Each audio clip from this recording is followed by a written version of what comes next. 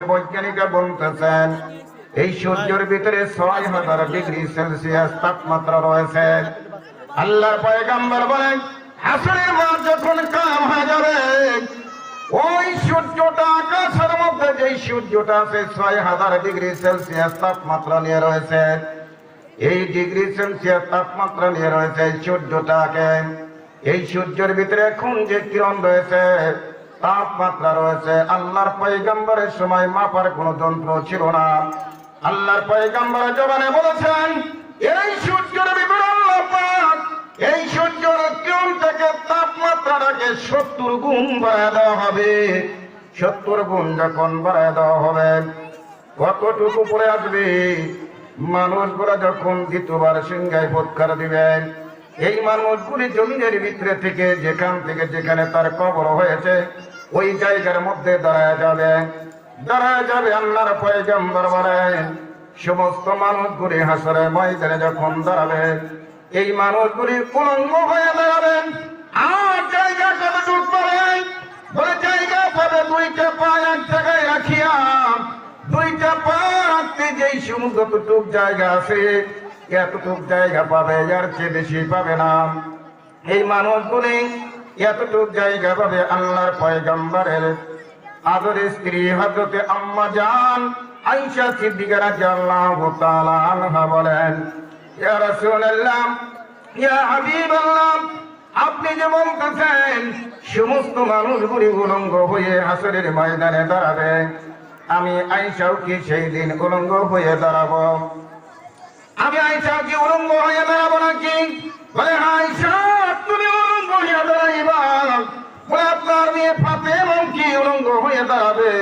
বলে হ্যাঁ, আমার মেয়ে ফাতেমাও উলঙ্গ হয়ে দাঁড়াবে।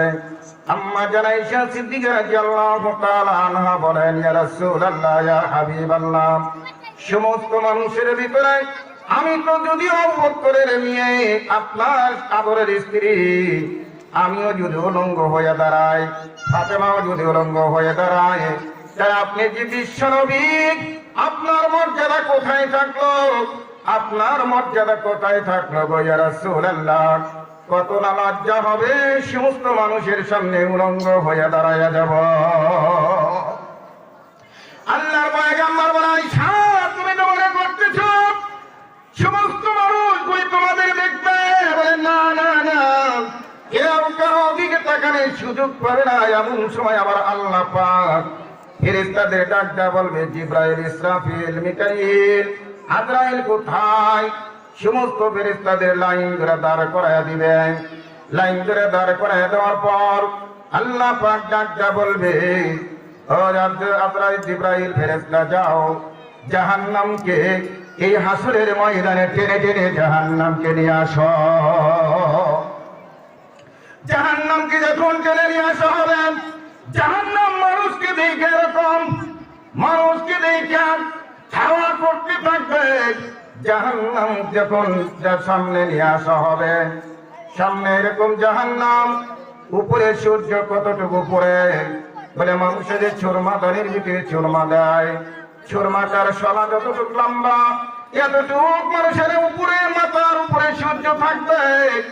এমন সময় সমস্ত ফেরেশতাদের লাইন ধরে দাঁড় করে দিবে। আল্লাহ পাক লাইন ধরে দাঁড় করায় দিয়া বলবে, এই ফেরেশতারা তোমরা সকলে লাইনে দাঁড়ায় যাও, কেউ কথা বলতে পারবা না। আল্লাহ পাক সমস্ত মানুষকে কথা বন্ধ করে দিবে, কেউ জবান বলতে পারবে না। আল্লাহ পাক বারবার হুঙ্কার দিবেন, আজকে লিমানিল মুলক, আজকে রাজত্ব কার? তোমরা দুনিয়ার ভিতরে রাজত্ব দেখাইছো, ক্ষমতা দেখাইছো, আজকে ক্ষমতা কার?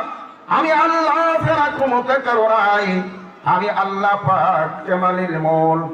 আল্লাহ পাক বারবার যখন হুঙ্কার দিতে থাকবে, এমন সময় আল্লাহ পাক ডাকতে বলবে, গো পয়গম্বর, আল্লাহ পাক ডাকতে বলবেন, হ্যাঁ আল্লাহ পাক ডাকতে বলবে। ওই সময় আল্লাহ পাক কি করবেন?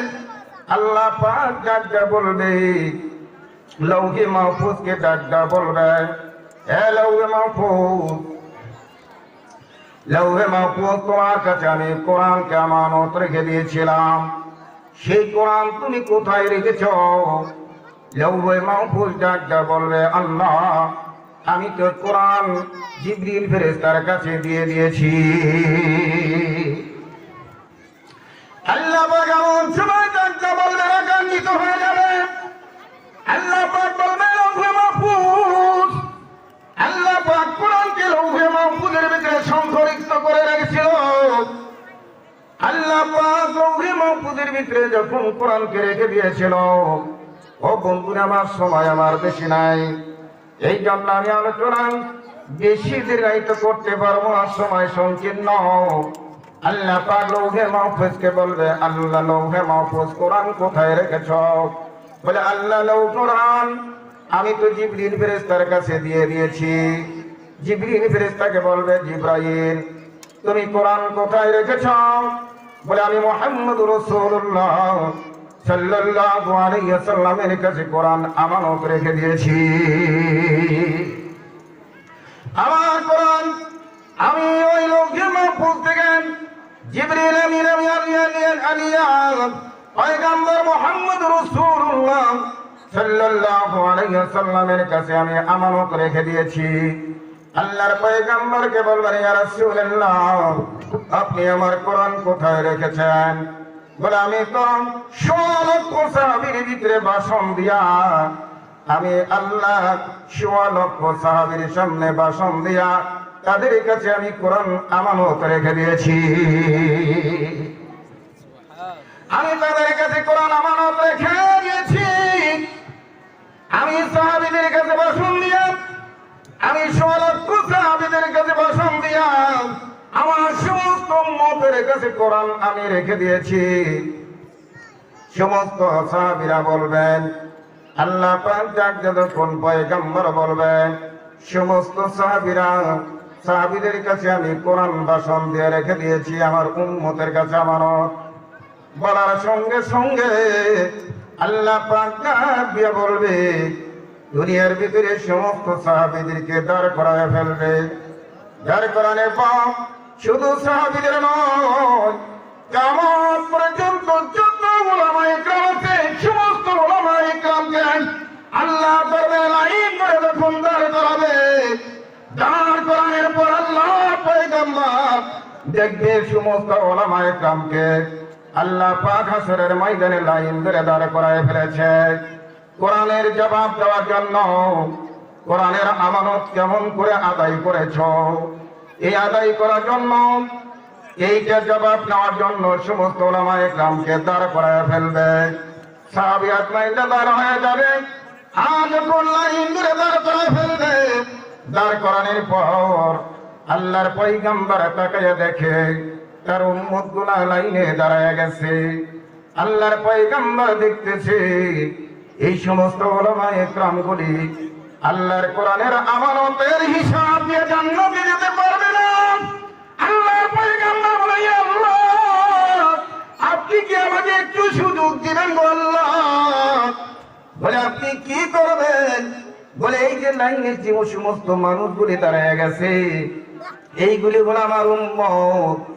আমার উম্মতের কাছে আমি কোরআন আমানত রেখে দিয়েছিলাম। তারা আজকে লাইনে দাঁড়ায় গেছে, এই সমস্ত মানুষগুলি কোরআনের হিসাব দিয়ে জান্নাতে যেতে পারবে না। আল্লাহ আপনি কি আমাকে কিছু সময় দিবেন? বলে, আপনি কি করবেন? বলে, আমি আদম নবীর কাছে যাবো।